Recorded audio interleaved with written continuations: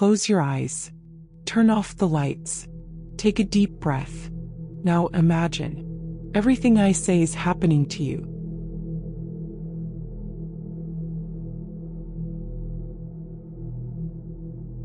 You know, growing up in small-town Nebraska ain't exactly what you'd call thrilling.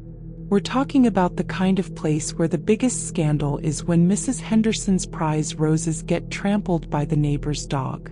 Population barely hits 3,000 on a good day, and everybody knows everybody else's business before they know it themselves. Lincoln High was your typical Midwest school brick building that looked like it hadn't been updated since the Carter administration, with those long, echoing hallways that made every footstep sound like thunder. Our graduating class? Maybe 150 kids if we're being generous. The kind of place where if you sneezed in first period, by lunch the whole school knew you were coming down with something. I was a junior when this went down, sitting in Mr. Peterson's AP history class. You know, one of those teachers who's been there since dirt was invented and still uses overhead projectors like it's 1985. We were going over some mind-numbing stuff about the Industrial Revolution when everything went sideways. See, there was this kid in our class, Danny Kowalski. Nice enough guy, but man, he had it rough. His old man split when he was like 8. Mom worked 2 jobs just to keep the lights on. And Danny was basically raising his little sister while trying to keep his grades up. Real stand-up kid, the type who'd give you his last dollar if you needed it. Problem was, some of the other kids didn't see it that way. There's always those jackasses in every school. The ones whose biggest worry is which BMW daddy's gonna buy them for their 16th. They'd been giving Danny crap all semester about his worn-out sneakers and his second-hand clothes. Real original stuff, right? That Tuesday started like any other. Danny was sitting in his usual spot, second row, right by the window, when Tyler Morrison and his crew started their usual BS. Tyler's dad owned half the town, so naturally Tyler thought he owned the other half. "Yo, Kowalski," Tyler whispered loud enough for half the class to hear. "When's the last time you washed that shirt? Things looking pretty crusty, bro." Danny didn't even look up from his notebook.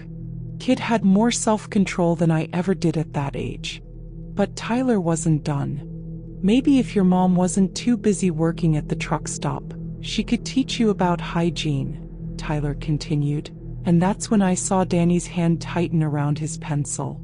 Mr. Peterson was completely oblivious, droning on about steam engines or whatever, when Tyler made his fatal mistake. He reached over and knocked Danny's backpack right off his desk. All his stuff went flying: papers, pens, and this old, beat-up picture of him and his little sister at some carnival. That picture hit the floor face down and something in Danny just snapped. He stood up so fast his chair fell backward, and for a second the whole room went dead quiet. Even Mr. Peterson stopped mid-sentence. Danny's face was red as a tomato and his hands were shaking like leaves. "That's enough," Danny said, his voice all tight and controlled. But Tyler, being the moron he was, just laughed. "Ooh, what are you gonna do about it, poor boy?" That's when Danny reached into his backpack. Now here's where things get real twisted. Danny pulled out what looked like a gun, black, metallic, the works. Half the girls in class started screaming. Tyler literally fell out of his chair and Mr. Peterson went white as a sheet. "Everyone stay right where you are," Danny said, his voice eerily calm now. He wasn't pointing it at anybody specific, just kind of holding it at his side, but man, you could have heard a pin drop. Mr. Peterson hit that emergency button so fast I'm surprised he didn't break his finger. Within seconds, the lockdown alarm was blaring through the whole school, that awful piercing sound that makes your blood run cold. "Danny," Mr. Peterson said, his voice shaking, "let's talk about this, okay? Whatever's going on, we can work it out." But Danny wasn't listening. He was staring right at Tyler, who was practically crying at this point. "You think it's funny, huh? Making fun of people who can't fight back."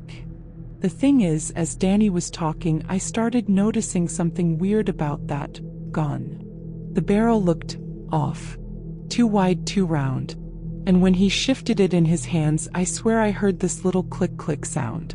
That's when it hit me like a ton of bricks. That wasn't a gun at all. See, Danny's little sister Sarah was 8 years old and obsessed with those toy dart blasters. You know, the Nerf ones that shoot foam darts?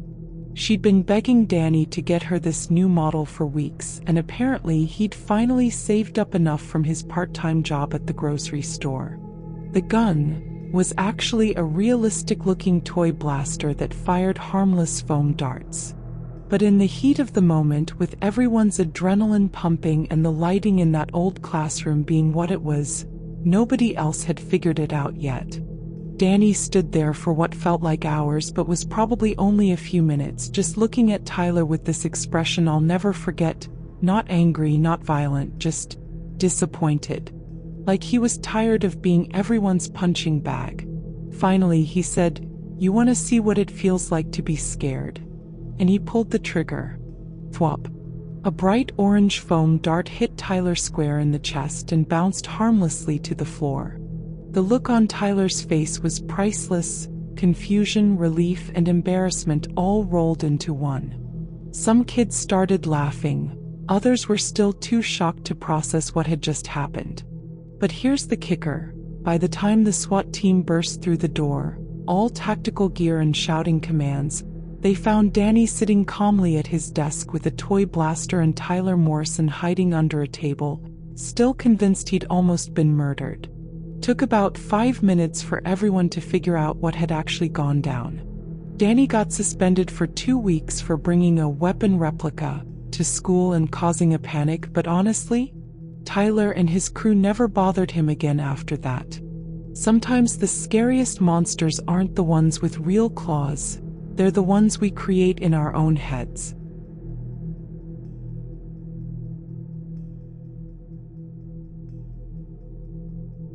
Okay, so this happened during my sophomore year at Roosevelt High in Phoenix. Now, Arizona schools are weird, man. Half the year you're melting like a popsicle in July, and the other half you're dealing with all these snowbirds moving down from up north, crowding everything up. Our school was one of those sprawling, single-level deals that looked more like a minimum security prison than a place of learning. Beige walls, tiny windows, and hallways that seemed to go on forever. The kind of place where you needed a GPS just to find the bathroom. It was a Thursday in October. I remember because it was right after homecoming week and everyone was still coming down from that high. Third period English with Mrs. Rodriguez, who was cool as hell and actually made Shakespeare seem interesting instead of like some dead guy's fever dream. But Mrs. Rodriguez wasn't there that day. Instead, we had this substitute teacher nobody had ever seen before. He was intense. Tall, maybe mid-30s, with these pale blue eyes that seemed to look right through you. He wrote Mr. Smith on the whiteboard in this precise, almost robotic handwriting. "Good morning, class," he said, and his voice was flat, emotionless. "Mrs. Rodriguez is indisposed today." Right off the bat, something felt off. Subs usually came from the district's regular pool. Mostly retired teachers or college students looking to make some quick cash. This guy didn't fit the mold at all. His clothes were too neat, too formal. Like he'd stepped out of some corporate boardroom and wandered into our chaotic little world by mistake. My buddy Jake, who sat behind me, leaned forward and whispered, "Dude, this guy gives me the creeps." I had to agree. Mr. Smith wasn't doing anything obviously wrong, but there was this vibe about him, like he was studying us instead of teaching us. His eyes would linger on certain students for just a little too long, and he kept checking his watch every few minutes. About 20 minutes into class, while we were supposed to be reading some poem about death and taxes or whatever, Mr. Smith started walking around the room. Not unusual for a teacher, right? Except he wasn't checking our work or answering questions. He was looking at our personal stuff, phones, backpacks, the little photos some girls had taped inside their binders. When he got to Ashley Mitchell's desk, she was this sweet kid who always sat in the front row. He stopped and picked up her student ID that had fallen on the floor. But instead of just handing it back, he studied it real carefully, memorizing every detail. Ashley Mitchell, he said slowly, 1247 Saguaro Drive. Ashley looked confused. Yeah. How did you? Just making sure I have everyone's information correct, he interrupted with this weird smile. For attendance purposes. That's when the red flags started going off in my head. Teachers don't need to know where students live. And they definitely don't memorize addresses from student IDs. Jake and I exchanged looks. Something was seriously wrong here. Around the 30-minute mark, Mr. Smith excused himself to check on something with the main office. He left the classroom, but here's the thing, he didn't go toward the front office. Through the window, I watched him walk toward the back parking lot, pull out a cell phone, and start making what looked like a very intense call. Guys, I whispered to the class, I think we need to get out of here. But before anyone could respond, Mr. Smith was back, and this time he locked the classroom door behind him. Not unusual during a lockdown drill, but we weren't having a drill. I'm sorry, class, he said, and for the first time his voice had some emotion in it, except it wasn't good emotion. But I'm afraid we're going to have to cut today's lesson short. That's when I noticed the small handgun tucked into his waistband. My blood turned to ice water. This wasn't a substitute teacher at all. Sarah Chin, who was always the brave one, raised her hand. Mr. Smith, are you feeling okay? You seem... Shut up, he snapped, and his mask finally slipped completely. The calm, professional demeanor was gone, replaced by something cold and dangerous. All of you need to stay exactly where you are and keep your mouths shut. My heart was pounding so hard I thought it might explode. I slowly reached for my phone under my desk, trying to text for help, but Mr. Smith caught the movement. Phones on the desk. No. All of them. We complied, hands shaking as we placed our devices where he could see them. Ashley was starting to cry quietly, and I could hear Jake's breathing getting rapid behind me. Here's what's going to happen, Mr. Smith continued, pacing back and forth like a caged animal. In about 10 minutes, Ashley's mother is going to receive a very important phone call. And depending on how that conversation goes, we might all be here for a very long time. That's when it clicked. This psycho wasn't here for the school, he was here for Ashley. Her mom was Jennifer Mitchell, one of the assistant district attorneys who'd been all over the news lately prosecuting some major organized crime case. This wasn't a random school shooting. This was a targeted kidnapping. But here's where Mr. Smith made his first mistake. He underestimated a bunch of Arizona teenagers who'd grown up on action movies and true crime podcasts. While he was monologuing about phone calls and negotiations, Jake had quietly slipped his backup phone out of his sock. Yeah, my boy was paranoid like that, and managed to text the principal, "Fake sub has gun room 247 help." The response came back in like 30 seconds. Lockdown initiated, stay calm. And that's when the alarm started blaring. Mr. Smith's eyes went wide. That wasn't supposed to happen yet, he muttered, pulling out the gun completely now. Nobody was supposed to know I was here. But the beautiful thing about Roosevelt High was that it had been built after Columbine, which meant it had all the latest security features.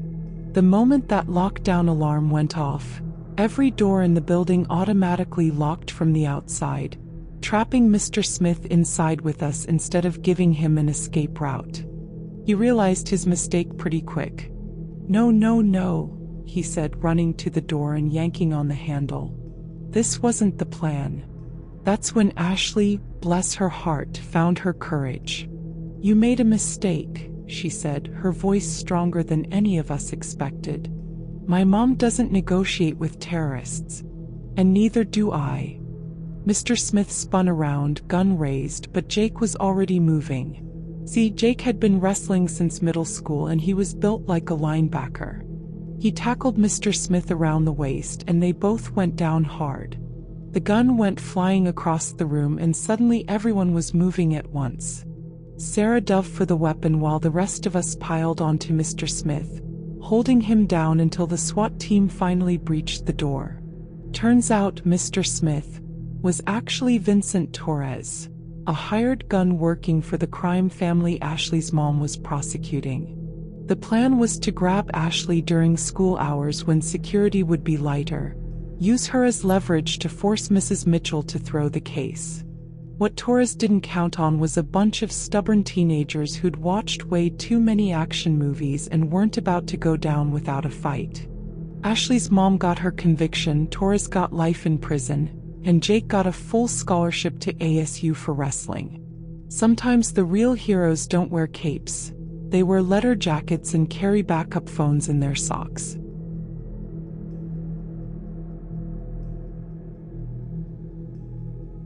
This one's gonna mess with your head, so buckle up. I was working as a night custodian at Westfield High School in Ohio. Yeah, I know, glamorous job, right? But hey, the pay was decent, the work was steady, and most importantly, nobody bothered you. Perfect gig for someone like me who prefers solitude over dealing with people's drama all day. Westfield was one of those classic Midwestern schools, 3 stories of red brick and broken dreams, built sometime in the 1960s when they still thought asbestos was a good idea. The kind of place that looked normal during the day but turned into something straight out of a Stephen King novel once the sun went down. I'd been doing the night shift for about 8 months when this happened. Usually worked from 11 p.m. to 7 a.m., just me and my podcast playlist, cleaning classrooms and fixing whatever the kids had broken that day. Simple routine. Start on the 3rd floor, work my way down, finish with the gym and cafeteria, then clock out just as the early teachers started showing up. October 15th. I remember the date because it was right after my birthday and I was still bummed about spending it mopping floors instead of doing something actually fun. It was around 2:30 a.m. and I was on the 2nd floor working on the science wing when I heard it. Footsteps. Now that might not sound scary to you, but when you're supposed to be the only person in a building designed for 1,200 students, any unexpected sound is gonna make you pause. These weren't just any footsteps either. They were deliberate, measured, like someone walking the halls with purpose. I figured it was probably Martinez, the security guard who did rounds a couple times per night. Except Martinez drove a golf cart because he was lazy as hell, and these footsteps were definitely coming from inside the building. I grabbed my radio. Martinez, you copy? You inside the building right now? Static for a few seconds, then, negative, Jim. I'm out by the parking lot checking on that broken light fixture. Why? Thought I heard something inside. Probably just the building settling. Yeah, probably. These old places make all kinds of noise. Holler if you need backup. But as I went back to work, the footsteps continued. Slow, steady, moving down the main hallway toward the east wing. I decided to investigate, partly out of curiosity, mostly because if some kids had broken in for a senior prank, I needed to deal with it before they trashed the place. I followed the sound, my sneakers squeaking on the freshly waxed floors.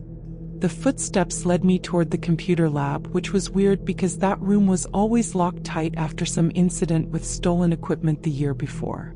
As I got closer, I could see light coming from under the door. Not the harsh fluorescent overheads, but the soft blue glow of computer monitors. Someone was definitely in there. I tried my master key, but the door was already unlocked. I pushed it open slowly, expecting to find some tech-savvy kid hacking into the grade book or whatever. Instead, I found something way worse.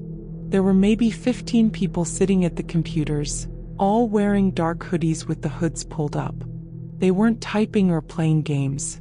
They were just sitting there, perfectly still, staring at blank blue screens. The only sound was the quiet hum of the machines and their synchronized breathing. Hey, I called out, my voice echoing in the silent room. School's closed. You kids need to. That's when they all turned to look at me at exactly the same time. I couldn't see their faces under those hoods, just dark shadows where their features should be. But I could feel their attention, cold and focused, like standing in front of 15 security cameras. One of them, couldn't tell if it was a guy or girl, stood up slowly and spoke in this weird flat voice. James Crawford, night custodian, age 34. Lives alone at 847 Pine Street, apartment 2B. I felt my blood turn to ice. How the hell did they know my name? My address? Divorced. Another one continued in the same monotone voice. No children. Works nights at Westfield High School. Has worked here for 8 months, 2 weeks and 3 days. A third one chimed in. Mother lives in Florida. Father deceased. No close friends. No one will miss him if he disappears. That last line hit me like a sledgehammer. These weren't kids pulling a prank. This was something else entirely. Something dangerous. I backed toward the door, but it slammed shut behind me with a loud bang. The lock clicked. James Crawford, the first figure said, standing up now. The others followed suit, moving in perfect synchronization like some kind of creepy flash mob. You have seen too much. They started walking toward me, still moving in that eerie unison. I yanked on the door handle, but it wouldn't budge. Panic was setting in hard, my heart was racing, palms sweating, the whole 9 yards.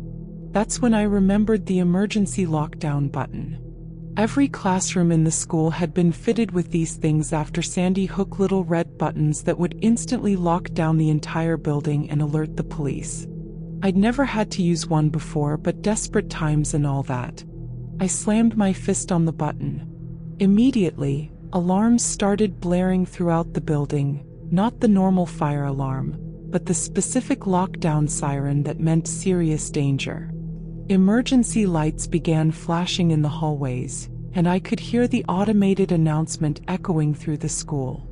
This is a security lockdown. All personnel remain in place. Law enforcement has been notified. The hooded figures stopped dead in their tracks. For the first time they seemed uncertain, confused. They looked at each other, or at least I think they did, hard to tell with those hoods.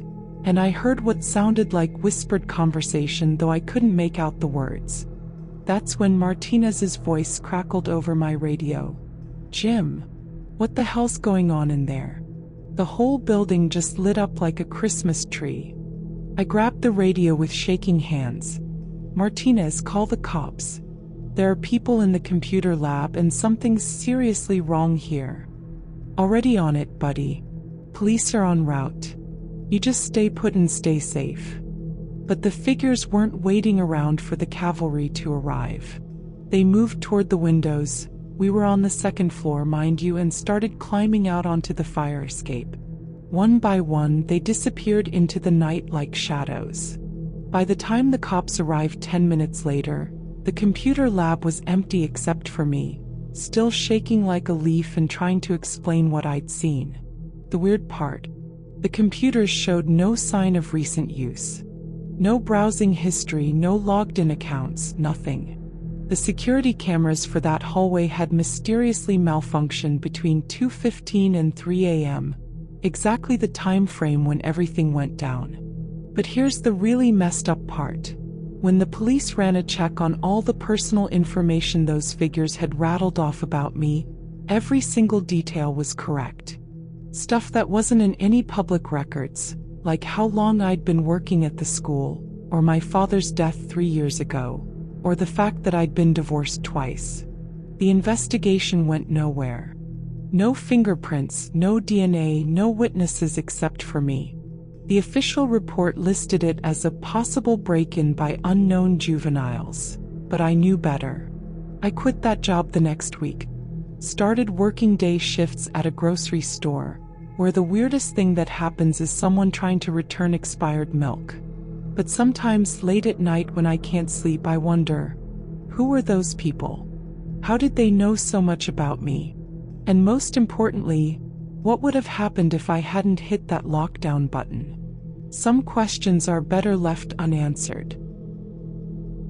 If this gave you chills, hit that like button.